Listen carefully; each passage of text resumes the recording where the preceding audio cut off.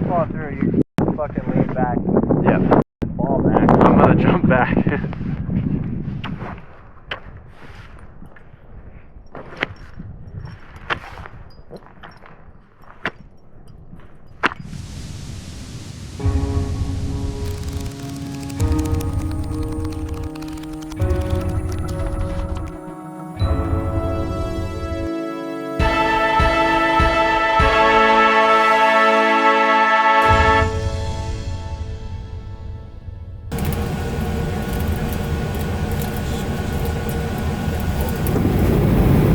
It is Wednesday, September 24th, 2025, and although we are just 2 days into fall, David and I have packed our ski bags and are flying to Vancouver. David is looking to complete his 120th consecutive month of skiing, and I am sporting a freshly chipped tooth after a run-in with a particularly well-toasted bagel in Idaho. Declan is meeting us at the airport, and he has recently moved to Vancouver to get his master's degree in avalanche science. This trip is prompted by a storm, forecasted to hit the Canadian Rockies this weekend. We are hoping to score some late September powder. How many ski industry workers does it take to cut one pair of skin? On Thursday, Declan drives us 9 hours to Jasper National Park in Alberta. Now, It's after midnight, 26. we pile into the back of Declan's truck for some sleep, hopeful to get out on the glacier tomorrow before the storm hits.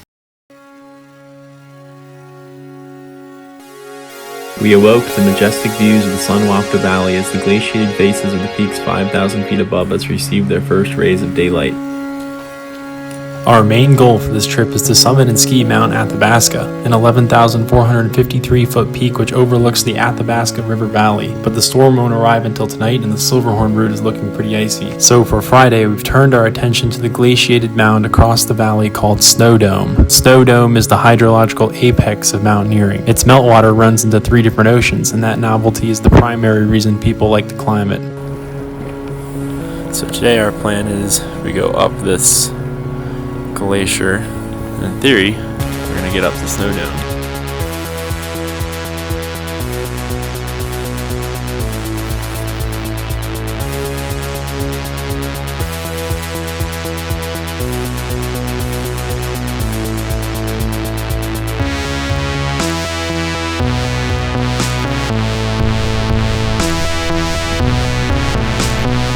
Walking up the glacier was pretty straightforward. We quickly passed the Brewster drop point and chugged out some scenic miles across the flats.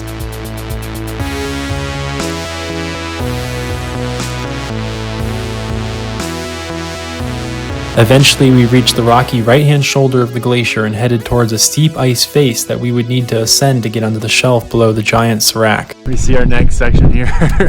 We're gonna go up this ice field thing. I've done a lot of snow climbing, but this would be my first time climbing solid ice. David provided a couple pointers, You kind of want to keep a triangle. and I started up the wall. This was a lot of fun, and it was good practice for the more extended climbing we would have to do to get up the Silverhorn. It's kind of cool. Once we got up onto the step, I decided to cool off my right foot, and then we continued on along across a flat section aiming for the ramp to get onto the ice fields. At this point, we discovered the real reason this isn't a popular September climb. Massive crevasses forced us to zig and zag laterally as we picked our way up the glacier. Eventually, we got a view of the ramp that would take us onto the Columbia ice field, but more importantly, we could see the jumble of crevasses that we would have to navigate. The time it would take for us to get through that and then up to the summit of Snow Dome would almost certainly have us descending after dark and likely in the storm that was already beginning to move in. So we called it there and retraced our steps back to the ice wall we had just climbed up. So I have the other rope, right? NANI?! When it was my turn, I downclimbed to the anchor, spent several embarrassing minutes flipping my ATC back and forth, removed the ice screw back up, and rappelled down to join Declan and David. Perfect. As you may have noticed, we did bring our skis in this odd excursion. I've heard our East Coast friends enjoy similar conditions. It did seem more like ice skating. While a bit hard on the knees, we were able to ski for nearly 2 miles, and it was much faster than walking back down. By the time we reached the bottom, however, we were definitely ready for some better snow. Magic. The storm was forecasted to hit the next day, which would allow us to rest up, plan our objective, and be ready for the following weather window.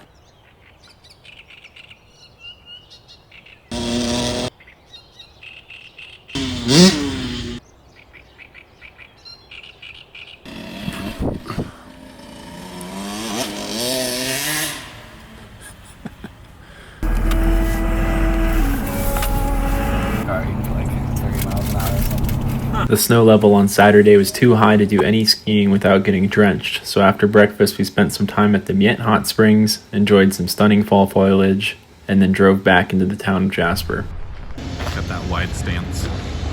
Big backpack. I stopped at a coffee shop to charge up my electronics, and then we cooked a nutritious dinner in the park. I didn't know. See, this is a Gus Bacho classic here.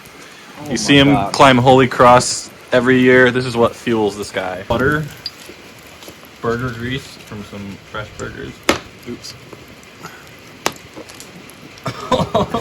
That's an abomination. Yeah, that is not good. This is like this is probably the average American's diet. I say Canada has never seen something like this. I don't know. If they did, it would be in Alberta. You could put some maple syrup on it. That's true. That'd make it truly All Canadian. the butter grease. All right. Thoughts? Oh, that is fantastic. It's a little bit too greasy, I'd say, just a little bit. I think it would have been good. Really? I had to double dip. The single dip. I'd be coasting. How many stars?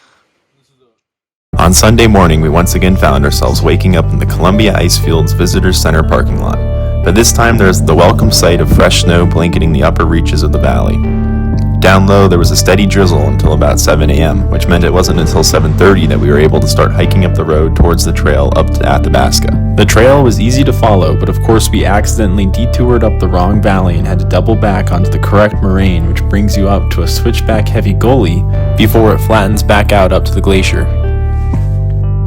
Shortly after reaching the glacier, it began to rain pretty hard. Now, this is fun skiing. This was not ideal for putting on the ski boots, but luckily it only rained for 10 minutes before we were rewarded with a beautiful rainbow in the valley below. Pretty wet, though. Definitely did its damage. We stashed our shoes in the cave and then got onto the glacier. Progress was quick across the rain-affected snow layers, but once we got above the freezing line, crevasse identification became a little bit more difficult, so we paused to rope up. In the snow, it's very wet. The large bergschrund that guarded the Silverhorn route was spanned only by a narrow bridge, but David the Ice Whisperer was confident he could get across, or at least that with Declan and I acting as anchors, he wouldn't plummet too far into the abyss below.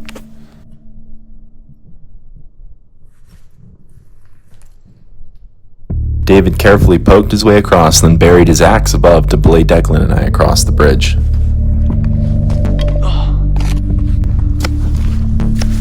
Careful, pretty airy there, Gus.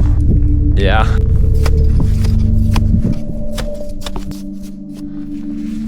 Even on belay, it was still scary to inch across the bridge above the crevasse, and imagining skiing back across got my heart racing a bit. That's spooky. Woo.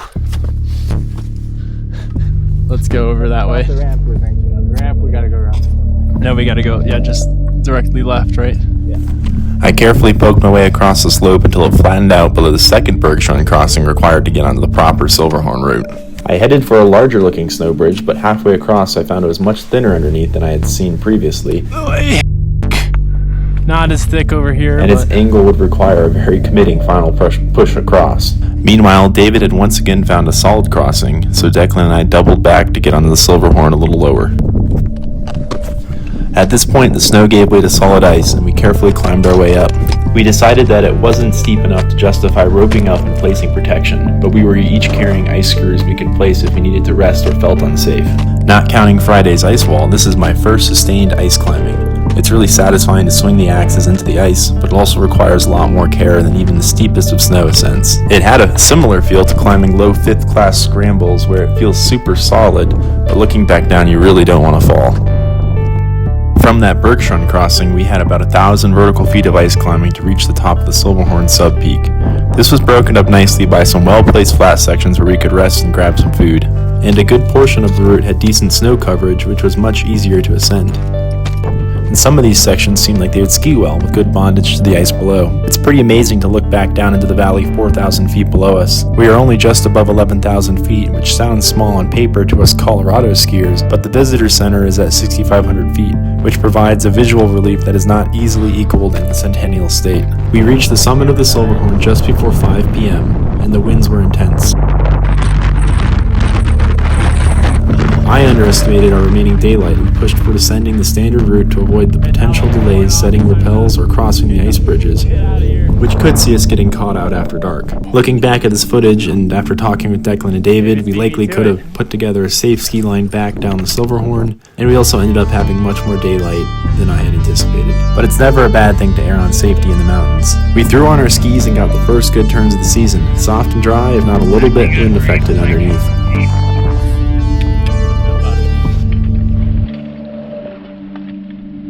Declan followed David skiing out across the ice field, and then I brought up the rear. Don't want to hit a shark. Hit the ice. Oh, We are skiing down the North Glacier route, which takes us across a wide ledge back towards the bergschrund we had crossed to get onto the Silverhorn. Back down on the lower glacier, the snow had only gotten heavier, but it was still fun skiing, and it was really good for it still being September.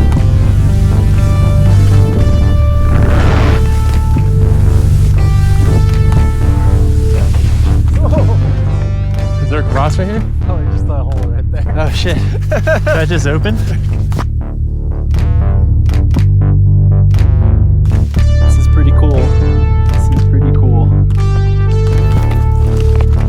Camera's ready. Retracing our steps back to the snow cave was less pleasant. The rain-affected snow didn't do much to soften the glacier ice.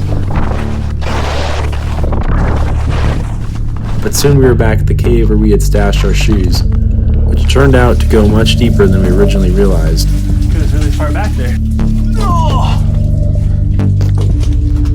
This is my new home. Better views out here than in there. I would say. Some would say. Well, that was one of the cooler days out in the mountains.